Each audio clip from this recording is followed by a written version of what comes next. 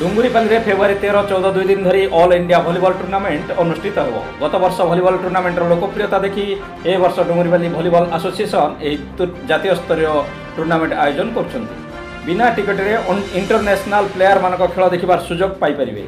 बहुत कटाटकर मैच देखा पाइबे आपण माने। आसंतु शुणा कौन कहते वॉलीबॉल एसोसिएशन संपादक गोपाल बारी। डुंगरीपल्ली अंचल रे वॉलीबॉल खेल प्रति अंचलवासींकर नाही नथिबा उत्साह सबुबले रही आसी। दर्शक मानकर विभिन्न समयर कथबार्ता को देखी आमे गत वर्ष ठारू पुनर्बार वॉलीबॉल खेल प्रति खेलर विकास एवं विभिन्न खेलाड़ी मानकर विकास पाई पुनर्बार आमे वॉलीबॉल खेल अनुष्ठित करूचु। गत वर्ष जातीय स्तर दिवारात्र वॉलीबॉल खेल अनुष्ठित होइतिला।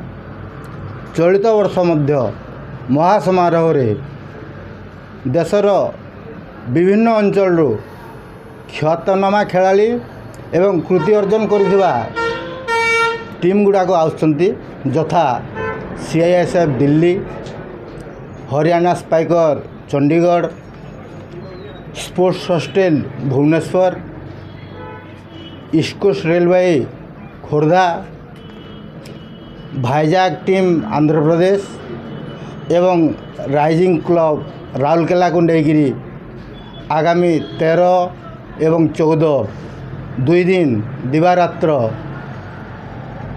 फेब्रुआरी 13 एवं 14 दुई दिन अनुष्ठित हेब। एणु अनुष्ठान तरफ समस्त दर्शक मानक आमर अनुरोध रहिबो जे 13 तारीख एवं 14 तारीख समस्ते आसी एही खेल को उपभोग करंतु एवं विशेष करी छात्र मानक एवं छात्र अभिभावक मानक आमर अनुरोध जे मानकर वॉलीबॉल खेल प्रति आग्रह अच्छी से माने समस्ते देखिबा दरकार। कारण आमर लक्ष्य होची आम अंचल पिला माने केमिति वॉलीबॉल खेल रे कृति अर्जन करिवे एवं आगको जिवे ताहा हेउची अनुष्ठान रो मुख्य लक्ष्य।